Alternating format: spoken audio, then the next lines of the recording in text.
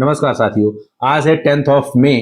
Chinese government और China का central bank दोनों ने मिलकर के गोल्ड के इंपोर्ट के नियमों में बहुत बड़ा बदलाव किया है, जिसके कारण आने वाले टाइम में बहुत बड़ा इसका प्रभाव देखने को मिलेगा। चाहे लंदन बुलियन मार्केट एसोसिएशन हो या फिर कॉमिक्स हो या इंडिया का मुंबई या अदर कोई भी देश हो, सब जगह इसका बहुत ही बड़ा इंपैक्ट देखने को मिलेगा, स्पेशली गोल्ड के प्राइजेज में।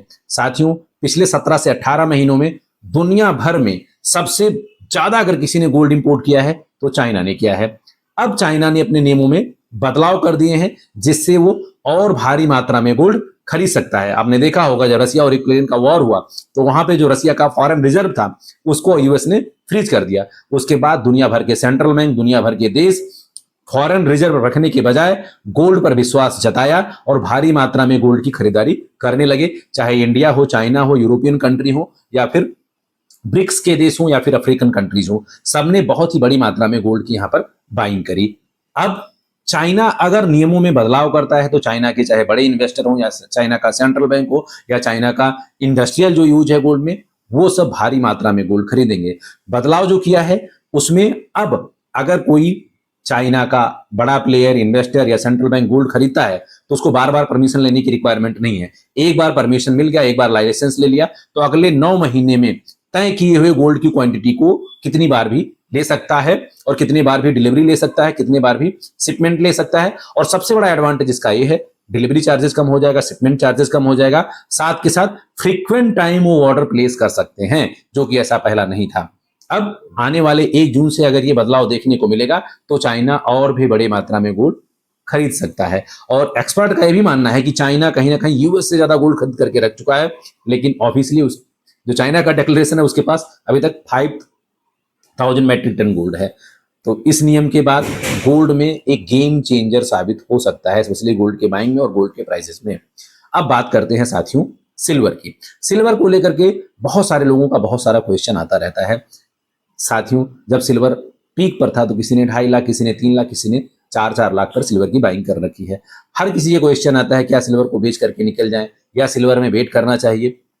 अगर आप सिल्वर के नेचर को देखोगे तो सिल्वर बहुत तेजी से भागता है और बहुत तेजी से उसमें गिरावट भी आता है।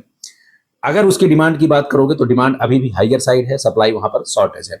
इंडस्ट्रियल डिमांड बढ़ा है और जिस तरह से वॉर का सिचुएशन हुआ है उसके बाद में डिफेंस इक्विपमेंट हो चाहे और एनर्जी के क्राइसिस में चाहे ईवी व्हीकल्स हो या सोलर पैनल हो, सबके मैन्युफैक्चरिंग में बहुत ही ज्यादा तेजी देखने को मिलेगा।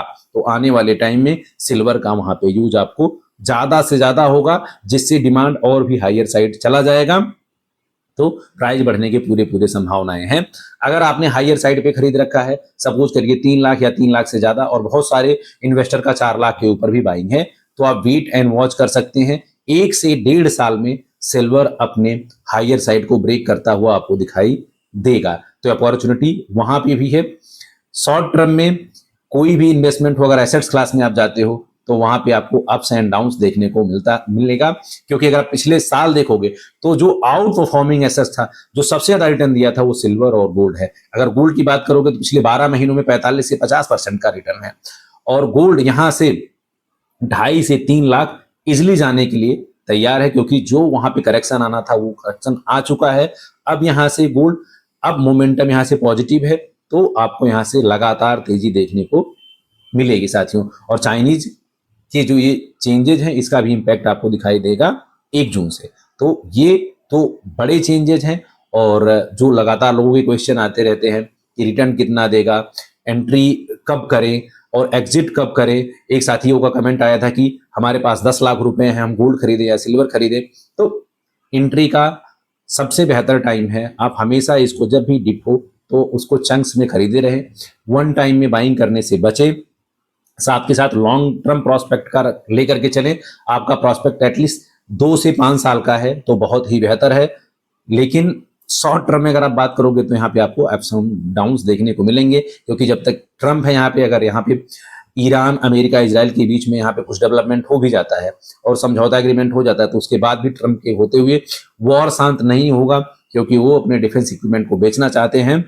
तो कहीं ना कहीं वो चाहे इराक हो या कोई अदर कंट्रीज हो, या जैसे उन्होंने ग्रीनलैंड के बारे में स्टेटमेंट दिया था, तो कुछ ना कुछ यहाँ पे आपको हलचल देखने को मिलती रहेगी। जियोपॉलिटिकल टेंशन लगातार यहाँ पे बरकरार रहेगा। तो लॉन्ग टर्म का प्रोस्पेक्ट रखें। अगर आपकी बाइंग हायर साइड है तो वेट करें, 1 से 1.5 सालों में ये सारी चीजें सिचुएशन नॉर्मल होंगी और फिर से प्राइजेज हायर साइड चले जाएंगे। गोल्ड और सिल्वर दोनों अपने जो उन्होंने हाईएस्ट टच किया था उसको ब्रेक करेंगे। साथियों, आज के सेशन में इतना ही, मिलते हैं नेक्स्ट सेशन में। Thank you.